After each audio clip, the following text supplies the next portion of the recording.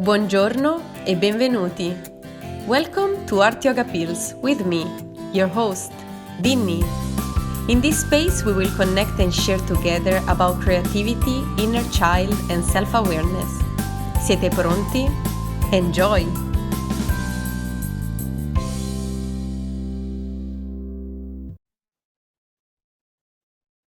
Ciao a tutti, kia ora, and welcome to a new episode of Art Yoga Pills. With me today, I have a special guest to me, at least.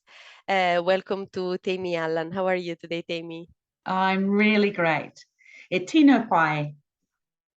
Thank you so much. I'm really glad that I have this opportunity to do a small corero with you. It makes my heart really fulfill. And I know that I'm like that because I know you. But I was wondering if you could share a bit about who you are with our audience as well that might not know you yet.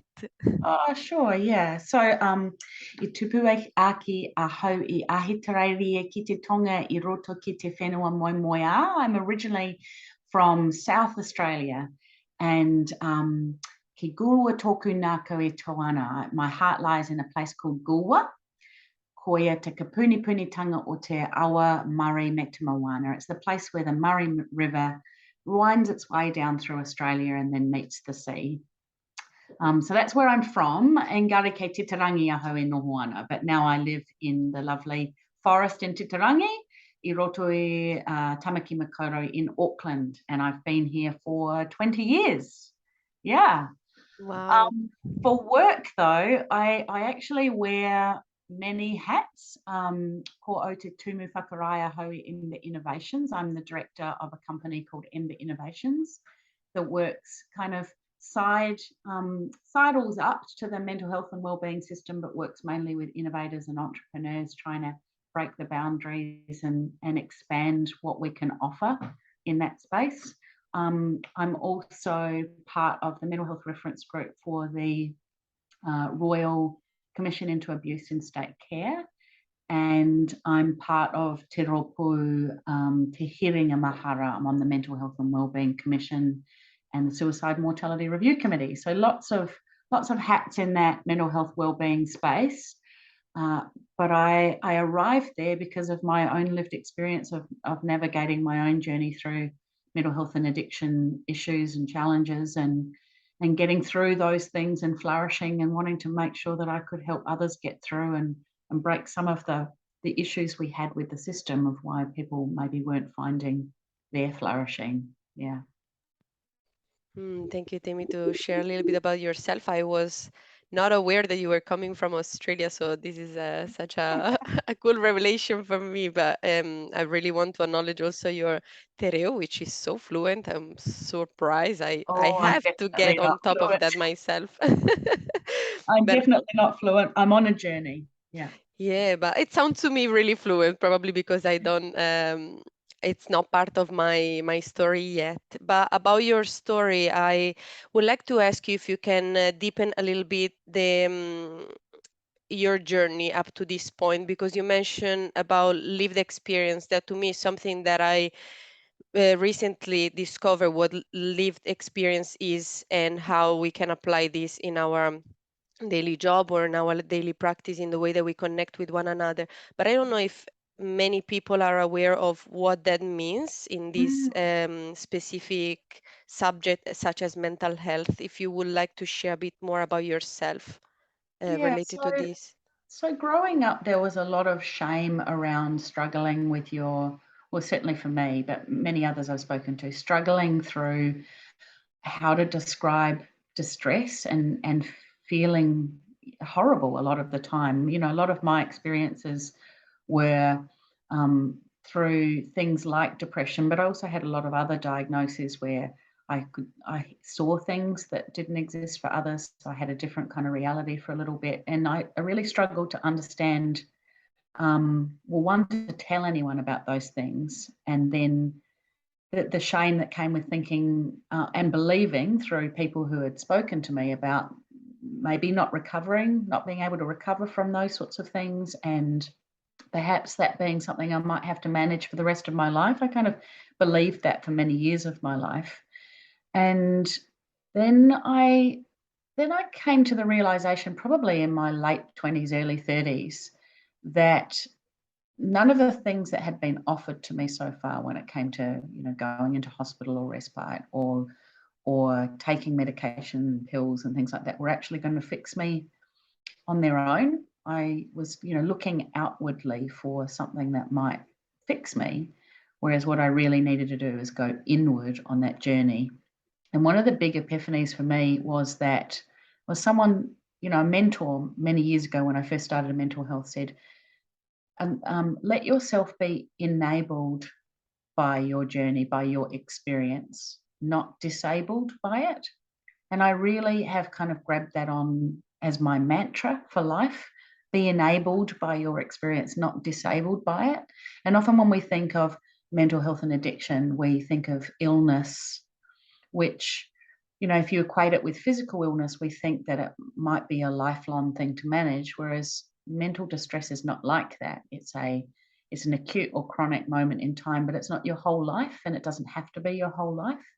So seeing it as an experience helps us to get outside the boundaries of it being long term, because all humans have experiences. Some are good, some are bad, some are indifferent, some are interesting, but we all learn from those experiences. So when we say lived experience, we in this realm, we usually mean having the experience of going through a journey of navigating distress, addiction, substance use, substance harm, non-substance harm, those sorts of things that kind of railroad your life for a little bit and make you question your place in the world. So I love the words lived experience, because for me it puts a positive spin on what we can learn from those things that are challenging. Thank you so much. When I hear you saying lived experience, to me comes a big portion of empathy as well, like the ability, even if it's not part of your own personal experience, to be open to other people's stories and other people sharing, despite if they are part of our journey, and trying to find a little bit of empathy when someone is sharing. But I'm realizing that not just in New Zealand, I'm thinking about my background, an Italian background, where there is still a lot of judgment and stigma towards those diagnose or those words as well, because it not being necessarily a diagnosis from someone, it can be a certain behavior or an addiction that then become the person itself. So I Yeah. wonder if you have any particular suggestion related with how we can improve ourselves in that sense of empathy, even if working in a mental health environment is not part of our journey, but how can we improve ourselves in our daily basis towards those kind of connection and conversation that we might have with those that might have experienced big shift in their life and they are still on their path to either recovery or improve themselves. Yeah, well, look, it's interesting because we spoke about language, and we spoke about Italian, and we spoke about Terreo, and in Terreo there's a saying that says "He mana tauta kupu," words have great power, and I fundamentally believe that that's where you need to start when you're looking at your own recovery. And there's a couple of words that you just used that I think it's really useful place to start. One is empathy. And there's Brene Brown talks beautifully about the difference between empathy and sympathy. I don't know whether you've seen that video, but it's a beautiful description of, particularly if you're struggling, the difference in how people might approach your struggle. And if they are happy to just sit with it, and even if they don't know what to do, and say, gosh, that sounds really hard, that's far more powerful than trying to fix that for a person, coming alongside them and going, hey, what can I do for you? Because often you don't know, and it's just being able to be in the presence, and that's the empathetic part of human beings. The other word I think is really important, and it's often an epiphany for people, and that's that word stigma. And we often talk about stigma when it comes to, mental health, but we don't talk about it in other areas where there's been a real movement in understanding and human rights. And I'll explain that a bit further. So when you think about these amazing social movements in history, so you think of Black Lives Matter, you think of the Me Too, you think of Pride, or you think of, women's suffrage, all of those movements in history were trying to change attitudes and behaviors of people, in mindsets of people. And yet none of those movements use the word stigma. None of them talk about, previous or present tense, talk about the shame of being those identities. They talk about how proud they are of being a woman, of being Black, of being gay. They talk about that from a prideful point of view. They don't talk about the shame of being those things. And I think that's kind of where we need to start. We need to start being proud of these journeys that we're on. And yes, they're challenging. And yes, there's a struggle sometimes. And yes, sometimes we feel like it's never going to end. But until we become proud of those things, we're not going to move society in a way that's going to be more accepting of them. So what I prefer to talk about is prejudice and discrimination, because those are the things we can see. Those are the things we have laws behind us to act upon, and those are things we can do something about. No one thinks they're being stigmatizing to someone. Everyone thinks they're kind of nice humans, being kind to others. But if you say, look, by not employing this person for a job that is being discriminatory, there's a law that prevents that, and people can look at their own behaviors. So yes, words have great power in this space. And I think from a personal recovery point of view, you asked me if people were still not kind of wondering, not knowing how to take that first step in their recovery. I think, look at the words you're telling yourself. Some of the messages we tell ourselves and some of the messages we get internally are things like, this is an illness. And if we think of it as an illness, we think, gosh, the only things that support an illness are medication and hospital and doctors and other experts in the space. And so it takes away from the expertise we have inside ourselves to think about what works for us. The other internalized prejudice I often hear from people is trying to equate it with something physical. So you might hear, this is just like diabetes, or this is just like a broken leg. And actually, if that helps for you to normalize that experience, that's great. But if what that does is internalizes once again, gosh, diabetes means that I'm going to have to be managing this for the rest of my life, it takes over the responsibility. It takes the responsibility away from you saying to yourself, what if things were different in 5 years? What if things didn't look like this? What if I wasn't on this medication for the rest of my life? Or what if I didn't have to go and see these services for the rest of my life? What's the first step that I might be able to take if I think that things could look different in 5 years? So I think the first step is always to be the observer. And the easiest thing to observe is the language and the words we tell ourselves, the stories we internalize, and just be really curious about where those stories come from. I really resonate with your sharing. It's something that I had to figure it out myself as well. I was tend to be a person that was victimizing my story and don't taking responsibility of my own journey. And it's something really, I guess, hard sometimes to figure it out yourself, because of course there might be people telling you about it, but until it become your own self-awareness of your journey and your experience, it's, yeah, as you were mentioning, it's you that empower yourself. And I really like your sharing about how um, all these uh, all these people that they are acting in a place that they want to empower themselves, they do it out of their sense of proud, instead of a sense of diminishing themselves and victimizing themselves for who they are, or what is their label. Because of Yeah. course, as you mentioned, also there are so many different labels, and we can use this label either to understand a little bit more about ourselves, even if they still categorize us in certain boxes, Mm. or, as you mentioned, we can use this label just to increase also the sense of mm, sadness, or the sense of diminishment. I don't know if this is an English word, Mm, maybe yeah, like the diminishment of who we are, yeah.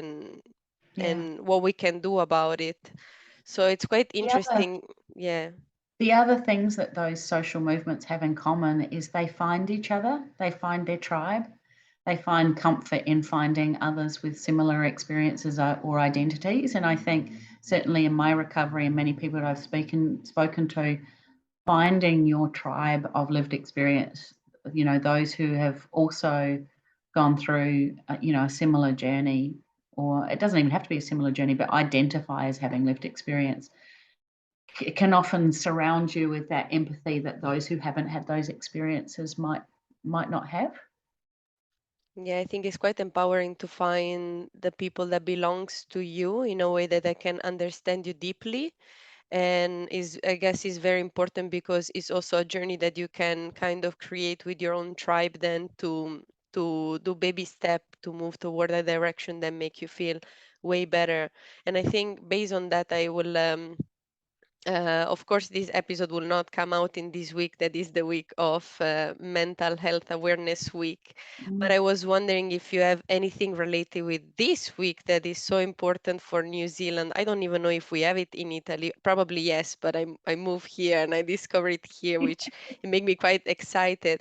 But when this episode will come out, it will no longer be this awareness week, and I was wondering if there is anything, especially for those tribe or for those who are still looking for their own tribe, any type of advice that you will share in a way that this mental health awareness extend not just to 7 days, but it can go beyond, maybe to 365 or 366 days, every single day, something that we can do to empower ourselves and finding our own people to keep on supporting ourselves instead of putting ourselves down. So someone that can support us starting from us, if you have any advice for it. Well, this mental health awareness week is about, the theme is reconnecting, and I think that's probably an incredibly powerful theme, because those who are still who describe themselves as stuck or not being able to move forward, it's often um, a missing connection. It's either a connection with others or a connection with something that's important. Like, Denny, I know art and visual art is super important to you. And if you'd lost that connection, then obviously you're going to feel a bit terrible about that. For me, I love the connection to the forest that I live in, and just being able to take my shoes off and stick my feet in the mud is something that kind of reconnects me with the earth and grounds me, because I spend a lot of my time in my work in my head, cut off at the neck and just thinking. And so for me, the pleasure of molding clay or blowing glass or being in the forest grounds me in that purpose. So find the thing that you're most connected with that feeds your soul, will probably be what you can do in the other 365 days of the year. And also, there is a World Mental Health Awareness Day. I think it's the 10th of October. We've moved it forward a couple of weeks so that it doesn't fall in the school holiday, so that schools can be involved. But make your own, and it doesn't even have to be mental health. It's just like a well-being day once a week with your whānau, your family. You sit around what we do as a family is we sit around the dinner table every night, and we go around the table and we say, what are the three things that you're grateful for today? Some of those really simple practices, they seem really silly and small, but they make an enormous difference by turning the way we think from, looking through as a glass half empty to a glass half full, and really observing what's around us and what's in our space. And if things are not in a great space, you can kind of look back and go, yeah, but yesterday I was grateful for a whole lot more, and tomorrow I will be again. But obviously there's this bit right now in my life that's feeling really overwhelming. I think the other advice I'd give is to find someone you trust to talk about it.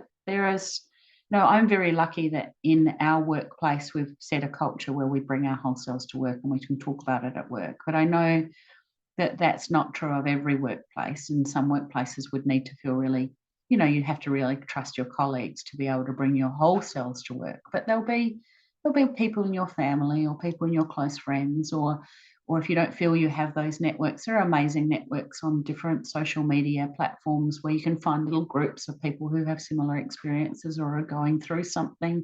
And often those groups are full of mentors and full of people who want to give back after surviving and thriving through their own stuff. So they're always great places to look. Thank you so much. And I really resonate with the fact that we are all different. So we all might need different ways of approaching ourselves and sustaining ourselves with a daily commitment, whatever that is. And whatever might be also because it will change day by day. It might not be the same. So I really enjoy when you were sharing about yesterday is not like today, it's not going to be like tomorrow, and the flow of our life is still to trying to find the best way that works for us to embrace our up and down, because when we are up we never question that, but when we are down, and it's when we are in the low that we constantly question that. And if we can find our own way, even just like as you mentioned, a simple walk in the forest, something that reconnect us with a sense of freedom and lightness even in those days that might appear more dark than others, is something really powerful that we can do to keep on embracing every aspect of ourselves, because we are so complex as human beings that it is really important to find what works for us, and if we need to reach out also to know that we are not alone. A lot of people ask me though that, well, that's all very well when you're in a kind of a little bit of a low, or you're okay, but what happens when you're really, really not okay? Like, what do you do then? And I can really only share what I do. And in those moments where I literally can't get out of bed, or then, George Harrison's words come to mind: this too will pass. Just promise yourself that it's it will this moment will go away, this moment will change. Nothing is set in stone, everything changes. That's the only thing that's static, right, is change. And so to just know that, yes, you have to just survive that moment, you just have to ride that wave. And there are two things that I like to do in those moments that seem really, really silly, but when you're in a real state where you feel, immovable or so overwhelmed, there's two things that help me. One is to hide in the back of the wardrobe, to close myself in a soft, safe, beautifully smelling laundry space, and close yourself in that dark space just to feel calm and safe. And the other one is, sitting in the bottom of the shower with the water running over you and just saying over and over again, this will pass, this too will pass. Yeah. And it does. It always does. Sometimes it takes moments, sometimes it takes minutes, hours, days, but it always passes.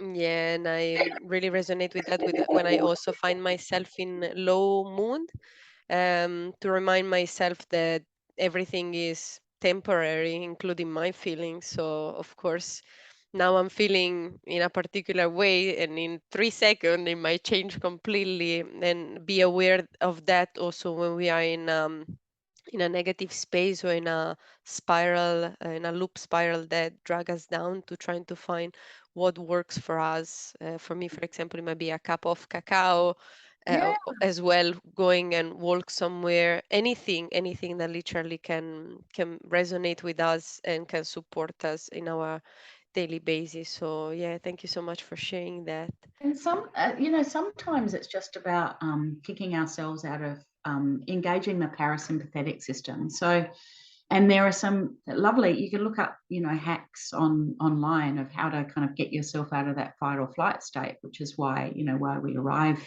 in those moments of panic or freeze. And you mentioned a cup of cacao, but, there is actually a physiological reason we give people a cup of tea when they're feeling down or distressed or upset. It's because when we're in that really heightened state of emotion and upset, our bodies think that we're in physical danger. So our bodies send all of our blood to our internal organs to keep us alive. So our extremities get cold and we don't even notice they're getting cold because we're already in fight or flight. We're already in that distress. By giving someone a cup of tea or hugging a hot water bottle or wrapping a heavy blanket around them, what it does, it sends a signal to your brain to go, hey, oh, our extremities are warm. They're warming up. So therefore we're safe. And what it does is it sends signals to your amygdala, that little heightened lizard brain in the back of your head to go, we're safe, we can calm down. And it's like a really quick hack to find a way out of that heightened state of emotion.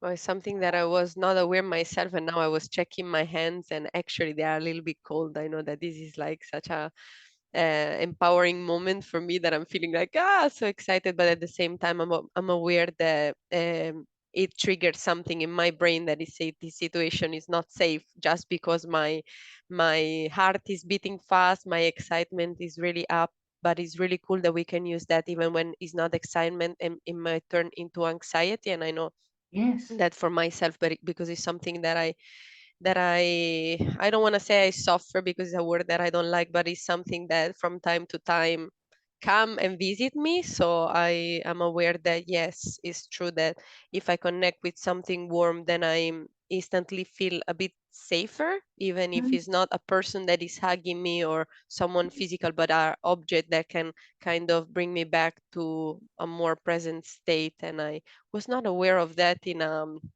yeah, scientific point of view, but thank you for sharing that. That's so that's powerful. lovely. I love finding hacks like that. You also said kind of that excitement, nervousness. Your brain doesn't know the difference between being anxious or being excited. For your brain, it's the same thing. It's the heart is beating fast and pulse is racing and you're sweating a bit. So, once again, it's about telling yourself, okay, my body is getting ready to face this challenge, and it's good at what it does. I'm ready. I'm excited, Yeah.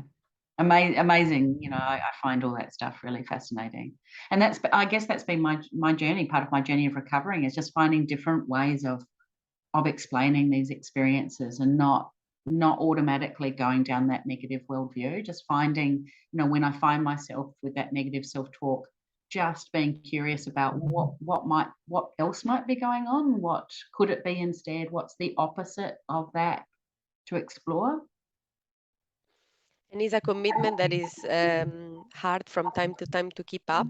Is something that I'm aware of myself, of the daily commitment to yourself is my biggest challenge, but also my biggest accomplishment because it gives me the possibility of um, in my way, I would say reparenting myself. That is something that I'm noticing. Like I'm taking care of my little Dini and tell Yeah. her even in those moments where life is, seems like very hard to be in, that there is always something to be grateful for, like holding myself by hands, like literally, and say okay, we can do this, we can manage that. And yeah, I just would like to highlight the fact that is absolutely part of our journey to still feel down. Is not just because today I'm in a good mood that this is the pattern of my life. I'm also having down and low point in my days, just to find what is working for me to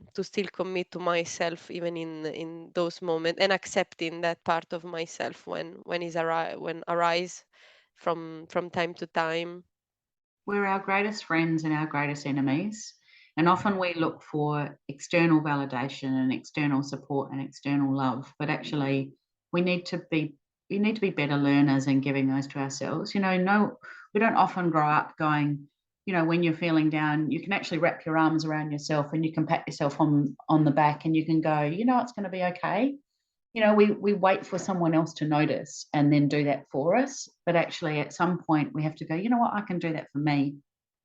Yeah. I'm so glad you shared that because that happens to me a couple of weeks ago, that I had to hug myself and Mhm. be grateful. I had to cross a river and I stumped into the water, which was my biggest fear, and it happens.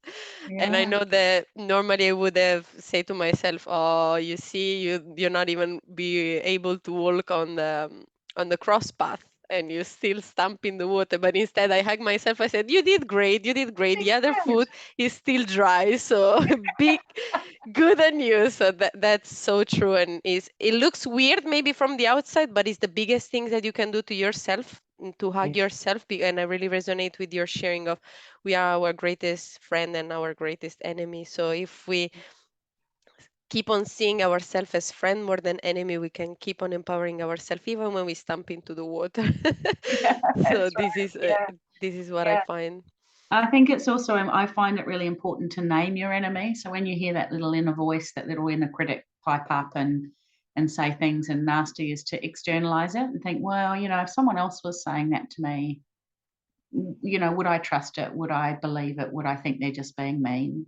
And we would, of course, but because it's internal, for somehow we think that it's helping us or it's driving us, and it's doing none of those things. It's just a bit of a trickster, really. I call my inner critic Donald Trump It's because it's a public figure that I don't have much respect for. So I think if that voice is saying those things, I would probably take it with a grain of salt, and that helps me to kind of externalize that inner critic a little. That's something really great. It kind of remind me also, I don't know if you ever watch Luca from Pixar. That is a really Yeah, lovely movie yeah, based on Italy. And I think that he has to say to himself when fear comes up is Silenzio Bruno. He called his fear Bruno, and yeah. Silenzio means shut up. So it's really Silence. lovely that you have something similar to that, but with a Yeah, public figure that might have even a face. Bruno, I don't know if for him he has a face, but it's really good that you can truly give a voice to that and say, look, I don't need you today, you can go back yeah, to your place and that's keep right. on empowering yourself in that way. Mm, mm. I'm aware that we are about to reach the end of this conversation, and there are still a couple of things that I would like to ask you. But before we arrive to that point, I would like to check in with you if there is anything that I forgot to ask you or that you really want to mention and share in the space. I don't think so. I've just been really enjoying the corridor. It's Me it's just too. lovely to go down little rabbit paths and hope that there's a little nugget of gold or a tong in there somewhere for someone that might resonate with them. Yeah. Yeah, and I truly resonate with many of the things that you share. So I hope that who is listening to this podcast might find something, some insight from it as well.